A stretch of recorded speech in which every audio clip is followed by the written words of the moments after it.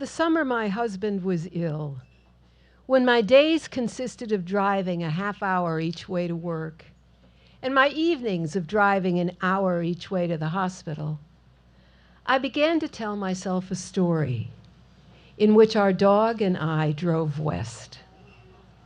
We lived in upstate New York, centrally located in the middle of nowhere, as Dan used to say. Now Dan's illness was terminal, and as I drove and drove, I planned a meandering route across the country for the dog and me. We would visit friends in Chicago and Colorado Springs and Albuquerque.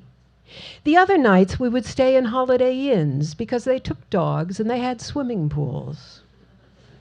We would proceed slowly because we would, finally, have no appointments, no obligations. We would drive right to the Pacific and stand at the water. The dog would bat at things in puddles while I gazed out at the horizon. After a few minutes, we would look at each other, the dog and I'd ask her, "What do you want to do next?" A friend took me out to lunch during that terrible summer, and I told her this story. "Fantasies are important," she said. I thought, no, it's real. Dan died that August, several years ago. We had been together for 25 years, but I had lived alone before him, and now once again I became a team of one. I wrote a blog, Two Becomes One, Widowhood for the Rest of Us. And there I developed an essay, 10 Scary Things I Have Done Since My Husband Died, where I listed all kinds of things I accomplished. I traveled by myself, to the West Coast, of course, and also to Japan, China, Russia, places I had dreamed of seeing. I dealt with the snake in the bathroom. And I sold the house that we had shared and moved west, 13 miles, to Hudson, a walkable city named for the river it bordered. The dog who would have driven to the Pacific with me grew old and died. And after a while, I adopted another dog, a 9-year-old, with the attitude of an adolescent and the name of Sizzle. Last June, 2018, another raw, windy day in Hudson. The air should have been mild and sweet with the scent of roses and the promise of outdoor swimming. Instead, the damp cold seeped through my jacket, and the scent recalled not the grass beach at the pond, but a stormy sea tossing the ship.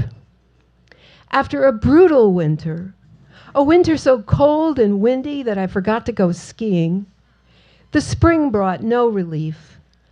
Nothing but acute allergies. On that June day, I was walking home from CVS, having scored yet another over-the-counter medication that might help. I was wearing a jacket and hat, socks on my feet, and a scarf around my neck, and I was freezing. I was freezing, and I was thinking, I can't take this anymore. Arriving home, I greeted Sizzle and went upstairs to my laptop. I Googled San Diego condominium, $250,000. And what a sweet place Google showed me. Swimming pool, patio, carport. I tried to be skeptical. I looked at each photo twice. I studied the description, trying to read between the lines. Then I sent the link to my friend Tamara in San Diego. She knows everything. "Is this in a bad neighborhood?" I asked. She replied within the hour. "Not a bad neighborhood," she said, "but it's near Rose Creek, so it could be stinky sometimes. Here, try this one." She attached a link for another condo, even sweeter, at $250,000. Swimming pool, balcony, garage. And I thought, I can do this.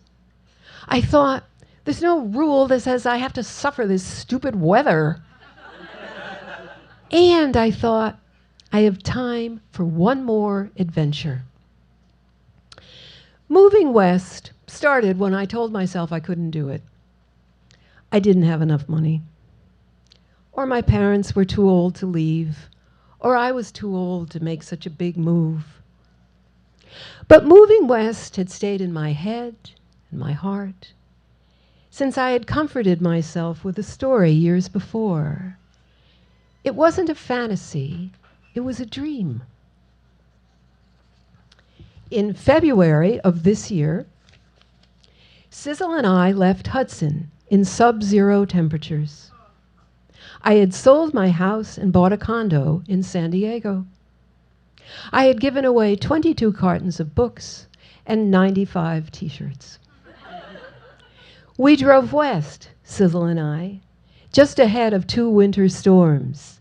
People would say to me, go to this museum or that national park. And I would think, honey, I have an 11-year-old dog in the car and it's 11 degrees outside. I drove. We did sing. I taught Sizzle some folk songs. Sun's gonna shine on my back door someday.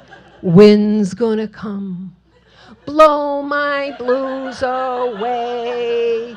Good job, Sizzle. Yeah. And of course I talked to her. Look, Sizzle, the St. Louis Arch. Yeah, Deb. Where's the St. Louis Hotel? We didn't stay in Holiday Inns because BringFido.com didn't list them. And in the final rush to get out of town, I forgot to pack my bathing suit. Missouri to Kansas. Look, Sizzle, the trees and grass are all glistening with ice. Help! God, Sizzle, this road looks like Napoleon's retreat from Moscow without the snow. Do you think all those trucks off the road were driven by men? Help! I was careful about gas until the day I wasn't. Leaving Winslow, Arizona, I thought, we've got enough to make it to the next station. Well, we did.